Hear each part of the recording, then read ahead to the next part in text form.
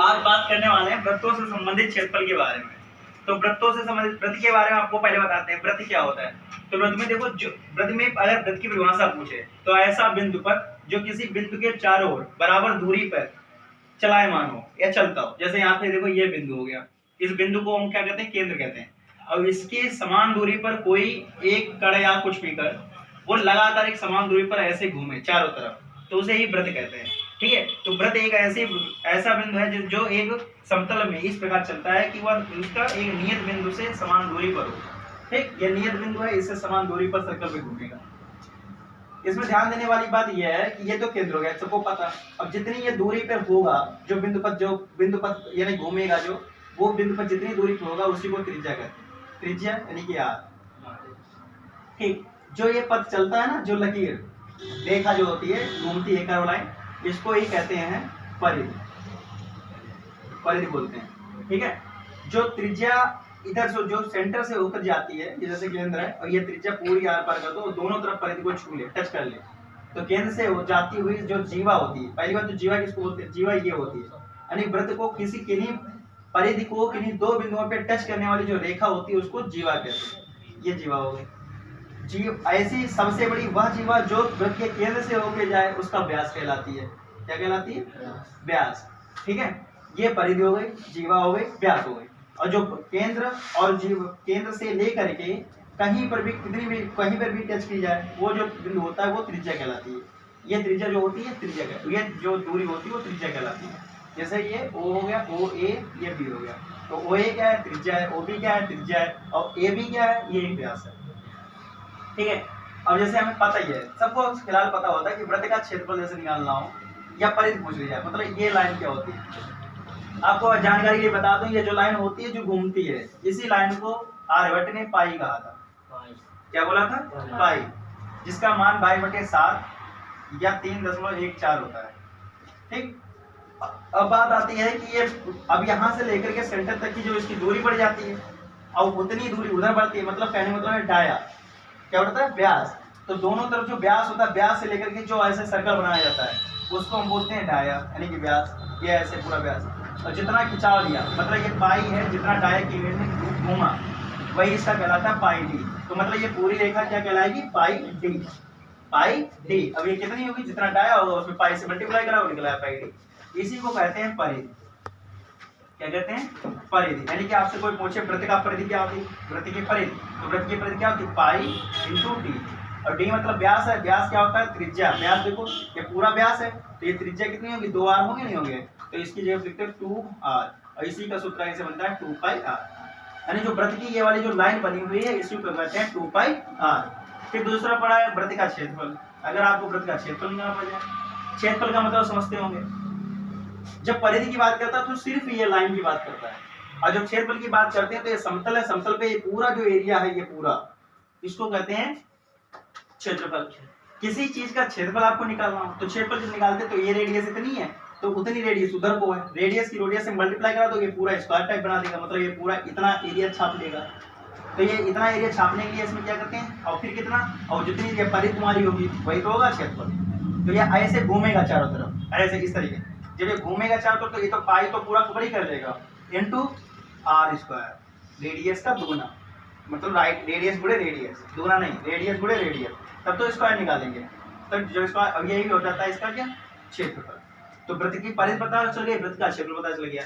अब इस क्वेश्चन में हम कहते हैं वृत्त, ये तो क्षेत्रफल निकाल लिया सिंपल वृत्त का, मतलब साधारण अगर वृत्त आ गया उसके लिए। अब जैसे इसमें ये सवाल उठता है कि चतुर्थांश की बात कर दें, अगर वृत्त में चतुर्थांश के बारे में बात कर दें तो क्वाड्रेट्स के बारे में कैसे बात करेंगे, चतुर्थांश के बारे में कैसे बात करेंगे।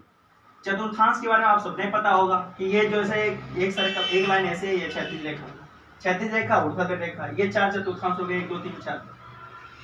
अब यही वृत्त में अगर बना दिया जाए, देखो ये परिधि होगी पाई, ये चतुर्थांश बन गया। ठीक, अब इसमें हमसे पूछ दिया जाए क्या है ये, अब इसमें पूछ दिया जाए इन चतुर्थांशों का क्षेत्रफल बताओ, तो चतुर्थांश का क्षेत्रफल निकालने के लिए क्या करते हैं, सबसे पहले दिमाग लगाओ, चतुर्थांश का जब क्षेत्रफल निकालोगे तो पूरा एक वृत्त है ना, वृत्त है, जब पूरा वृत्त है, पूरे वृत्त का क्षेत्रफल आपने क्या निकाला, पाई आर स्क्वायर निकाला। अब एक चतुर्थांश का निकालना हो, चाहे दूसरे का निकालना हो, चाहे तीसरे का निकालना हो, चाहे चौथे निकालना हो, चारों भाग बराबर है, मतलब कितना हो जाएगा, 1/4। मतलब किसी भी वृत्त का चतुर्थांश निकालना है तो 1/4 प्रति के क्षेत्रफल का चौथाई कर दो, चतुर्थांश निकल आए।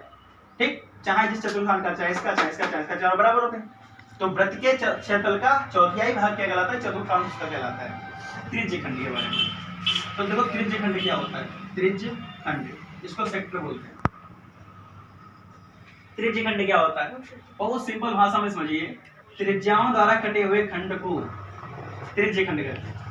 ये त्रिज्या हो गई, ये भी त्रिज्या है और ये भी त्रिज्या है। ये क्या है? ये भी एक खंड बन गया, ये खंड बन गया।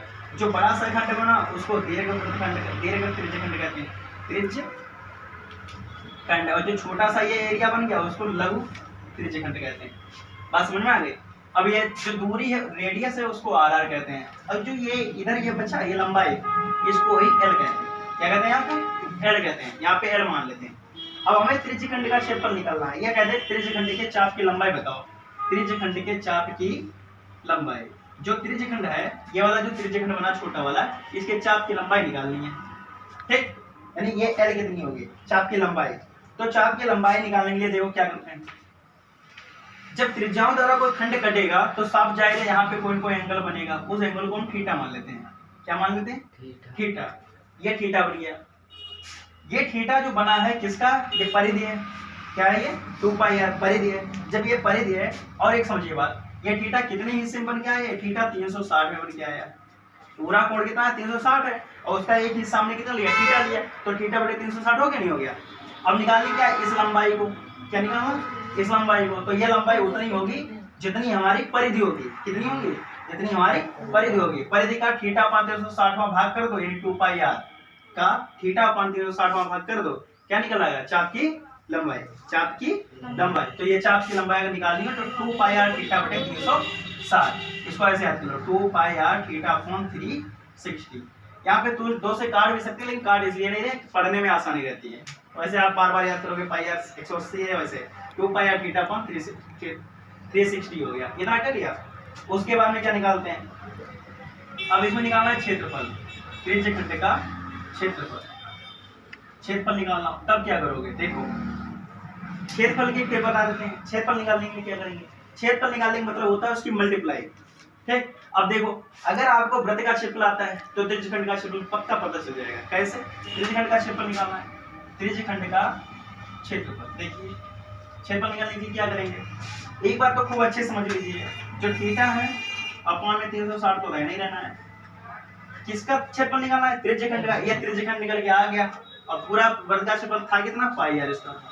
बन गया सूत्र, theta pi r square theta upon 360। Pi r square theta upon 360 बन गया। हो गया आसान, इतना निकाल लिया। इसके बाद भी क्वेश्चन और बढ़ा सकता है। क्वेश्चन बढ़ाता क्या आता है हमारे चैप्टर में, मतलब 10th क्लास में आपको ज्यादातर इसी ध्यान देना कि यही नहीं, बाकी ये तो सब पढ़ा है एक साथ। अब देखो क्या बात करते हैं, इसमें निकालना पड़ेगा। दूसरी बात ये है कि वृत्त खंड की बात करें। वृत्त खंड का, अरे वृत्त खंड की बात करते हैं, चलो। जब वृत्त खंड की इसको कहते हो, त्रिज्य खंड में क्या होता है? त्रिज्याओं द्वारा कटा हुआ खंड त्रिज्य खंड कहलाता है। तो जीवा द्वारा कटा हुआ खंड वृत्त खंड कहलाता है। ये जीवा है, क्या है ये? जीवा। तो जीवा द्वारा जो कटा होता है, जैसे ये लघु वृत्त खंड हो गया हमारा वृत्त खंड, ये जीवा द्वारा कटा भाग है। और ऊपर वाला दीर्घ वृत्त खंड हो गया दीर्घ वृत्त खंड। लघु वृत्त खंड और दीर्घ वृत्त खंड, ये दो होते हैं। ठीक है, तो हमें ये अगर वृत्त खंड की बात करनी हो तो ऐसे करनी है। इतना आ गया। फिलहाल इसमें लघु वृत्त खंड और दीर्घ वृत्त खंड में क्या करते हैं? इसका सूत्र निकालने का सबसे आसान तरीका है, समझिए। जितना भी आपने क्षेत्रफल निकाला हो, त्रिज्य खंड का निकालना हो या किसी का भी त्रिज्य खंड का जैसे निकाल रखा है, जो निकाला है उसके क्या करते हैं? इसका क्षेत्रफल त्रिज्य खंड का एक चतुर्थांश और उसके क्षेत्रफल 1/4। देखो, जितना जीवा द्वारा जितना ये भाग कटा होता है उसको रोक लेना। देखो इसमें क्या करते हैं, हमें वृत्तखंड का क्षेत्रफल निकालना है। तो इसमें क्या कहते हैं, अगर आपने त्रिज्य खंड को अच्छे से समझ लिया है तो वृत्तखंड का निकालना सबसे आसान तरीका है। कैसे निकालेंगे समझिए। जब आप लघु वृत्तखंड की बात करेंगे तो साफ जाहिर है यहाँ पे सेंटर होगा। इमेज करिए, जब इमेजिन करेंगे तो यहाँ से इसकी ये रेडियस होगी, पक्की बात है नहीं? तो अगर हमें इसका क्षेत्रफल निकालना है लघु वृत्तखंड का, तो क्या करते हैं? देखो, लघु वृत्तखंड का क्षेत्रफल, लघु वृत्तखंड का क्षेत्रफल समझ लीजिए, इससे आसान तरीका मिलने वाला नहीं। तो लघु वृत्तखंड का क्षेत्रफल कैसे निकालते हैं? जो हमारा लघु त्रिज्य खंड था, क्या था ये?